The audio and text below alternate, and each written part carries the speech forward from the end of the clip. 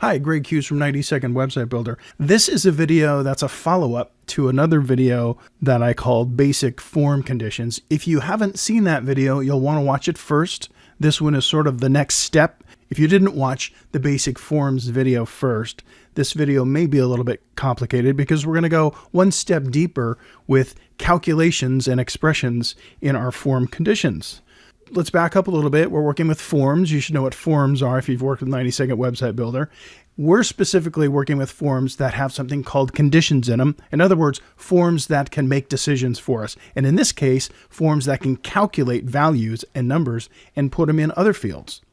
The one we're looking at right now is a real simple example of a form that does calculations or conditions by adding two numbers together. And we're using an expression called the number expression. Now, this actually is a JavaScript phrase, and you don't have to be a JavaScript programmer to do this, but we're actually using a couple little JavaScript phrases to make this happen. So let's review. I'm going to show you how this works. And again, if you watch the other video, this is a little bit of review for you. But in this form, we want the user to put in a number and another number and then have it total. So we've assigned a condition to this box right here that says when this value changes, we're going to go to conditions. When this value changes, we want you to calculate something and put it in the total.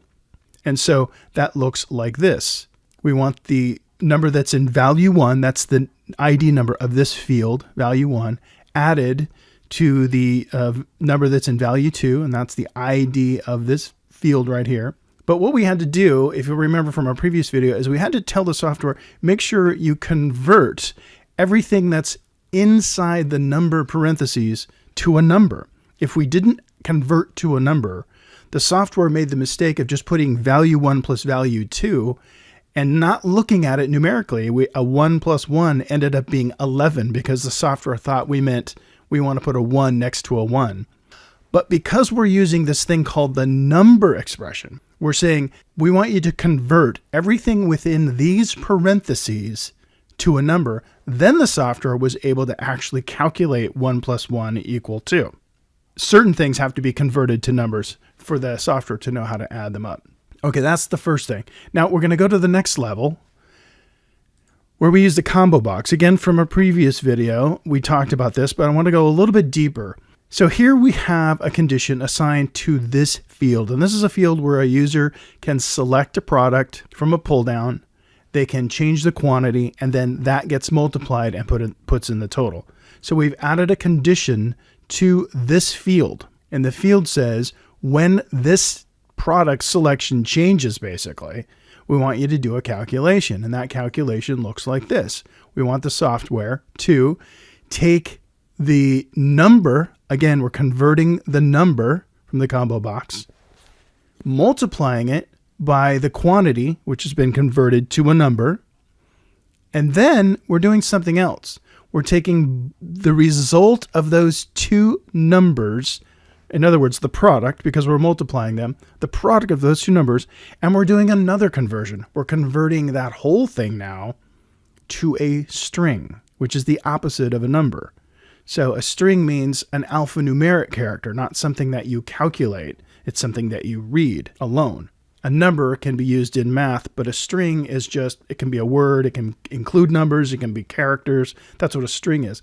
And in this expression, we're asking the software to convert, first of all, convert this to a number so that it can be multiplied by something else converted to a number, and then convert the result of that calculation to a string, and then add a $ in front of all of that. So that was really complicated on the surface. But once you write this expression and you understand what it's doing, it makes perfect sense. Now, you don't have to convert these things to a string. That's just something you can do. It would actually look the same if we didn't. I'll show you what I mean. So right now, we're going to go like this. I'm going to click F5, and we're going to see how this looks. We're going to say, okay, I want 2 pairs of shoes at $50, and it's going to say $100, which is right. And it shows that as a $ and then the 100. However, behind the scenes, what's happening is the software is not looking at this 100 as a number anymore because it got converted to a string, which is something you may need to do depending on what you're going to do with this data. Now, in this case, we're just looking at it, so it doesn't matter. But there comes times when you want to convert data to a string because you're going to do something else with it that doesn't need math. If we take out the string and we say we don't need this converted to a string. We're going to go ahead and just leave them as numbers. Then we don't need that word string. We also don't need these extra parentheses because we were converting everything inside the string parentheses to a number. Well, we can take those out now. Watch what happens. On the surface, it's going to look the same. I clicked F5 so we can view it. Now I'm going to say, okay, I want 6 scarves. Those are going to be $150. Now this is a number. And again, on the surface, you can't tell. But if you were going to use this data elsewhere in a calculation, you'd want this to be a number and not a string. That's how the string function is used. It's a little bit more complex, but it's very flexible. Let's move on now to something another level deeper. Now we're going to take a formula that's more complicated, and we're going to use another expression called fixed, another JavaScript trick. So the Center for Disease Control has a formula for measuring your body mass index. It's different in the US than it is in Europe, and so I'm using the US version of this formula. So I'm not trying to teach you about body mass index. I'm trying to teach you some math here. And so we're going to take a complex formula and see how it would run in one of these form condition calculations. So to measure your body mass index, at least in the US, you take your weight in pounds and you divide it by your height in inches squared. So you have to take your height. If you're 5'9", you got to convert that to inches first of all. So that would be 69 inches. And you have to take the 69 and square it. 69 times 69. And that number needs to be set aside so that you can take the weight. Let's say you weigh 200 pounds and you would go 200 divided by 69 squared. And then you have to multiply that whole mess by 703. That's just the standard number they came up with that comes up with this magic formula. The problem with that is it comes out to be usually a 2-digit number plus a whole series of decimal point numbers. So it can be a real long number. So what we have to do is we have to say, well, we want you to come up with that number accurately, but we want to fix it, hence the word fixed. We want to fix it to just 2 decimal points. So let's take a look at what that formula looks like. So we've stored the condition in this field for body mass index. We'll go to conditions.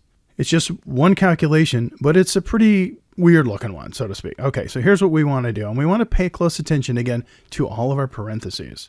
So what we've done is we've taken the weight, and by the way, this is the name of the field or the ID of the field for weight, this one down here, and we've taken the height. So to get the square of the height, we have to go height times height. So that's the inner part of this calculation. We've taken height times height, and we've put that in its own parentheses. That's one thing. We've also taken the weight, so we can put weight divided by whatever height times height is, and put that in its own parentheses. Then we have to take all of that and multiply it times 703. And that gives us our long number with all those digits. We want to scale that down to just 2 digits. And so what we do is we use the expression 2 fixed. What we have in here is a decimal point, and then the phrase 2 fixed, and then in parentheses, how many digits we want after the decimal point, in this case 2. Okay, so that seems really complicated, but it is kind of a complicated thing. But the point is, the software can do it. You can make these complex calculations with the condition feature. So let's go take a look and try this out. So I'm going to click F5, and we're going to go over here, and we're going to go like this. Let's say we are 5'9", which is 69 inches. Let's say we weigh 200 pounds. Here's your body mass. It's 29.53. Notice it's just 0.53 and not 0.539627 on off into infinity or whatever the number was. Because of that fixed expression, we're able to cut it down to just 2 decimals. So the point of this is you can, in fact, create more complex expressions. And by the way, you'll notice that there was a default number here. We can change that. If I double click on this, it's called an initial value. If I change that initial value to something, like this, double click on this, let's change the initial value to 200. We'll click OK. I'm going to click F5.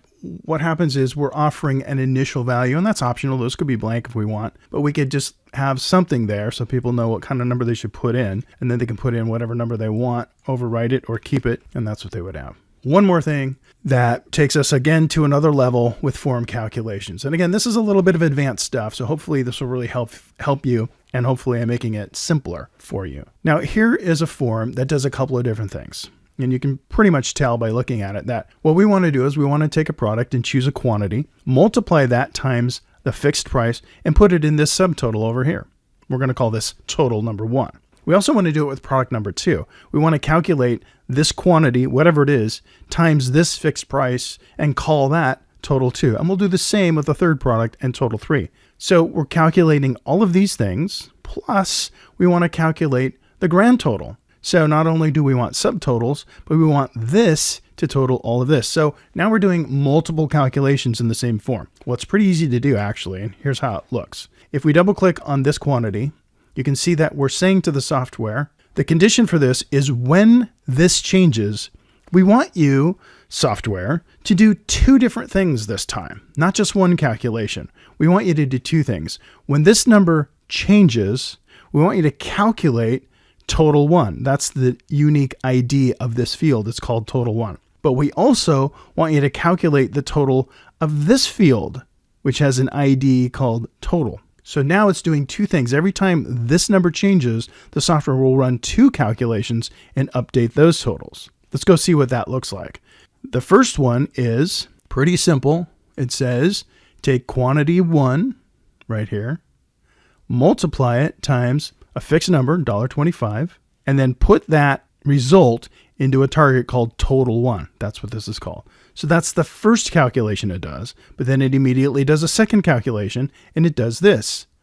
We're telling it to, every time this quantity number changes, we want you to add the number in total 1 to the number in total 2 to the number in total 3, and put all of those into the target called total. So total 1, total 2, total 3 needs to add up and go into this target. What happens is this one item, this one field, is doing 2 calculations. But it gets better because we have to do that 3 times. That means this one has the same basic conditions. This one says when the value changes in total 2, we want you to do what we did before. So it's the same idea. We're saying when this changes, take quantity 2, multiply it times a fixed number, and put it in total 2. And then the second calculation is add them all up again and put them down in the final grand total. And then, of course, we had to do it a 3rd time. What this tells you is that the software is capable of multi-level calculations. Here we have 3 different conditions, and each one of these conditions, each doing 2 calculations. That means there's 6 different mathematical expressions happening in this one form, which gives you a lot of flexibility. Let's just for fun see if it's working. It is by default because we have some set numbers here, but if we change these, you can see that it did multiply this and it did update the grand total. Let's do it again. Keep your eye on the subtotal and the grand total. If I change this to 2, this becomes a 5 and it updates the grand total. Let's change this to 6. This should update to 30 and it changes the grand total. Everything's working great. Gives you another idea and some idea of what you can do with form conditions and how complex the calculations can be. And they're as complicated as you want them to be. So if you need to make a form that goes beyond just the basics, you can certainly do it in 90-second website builder.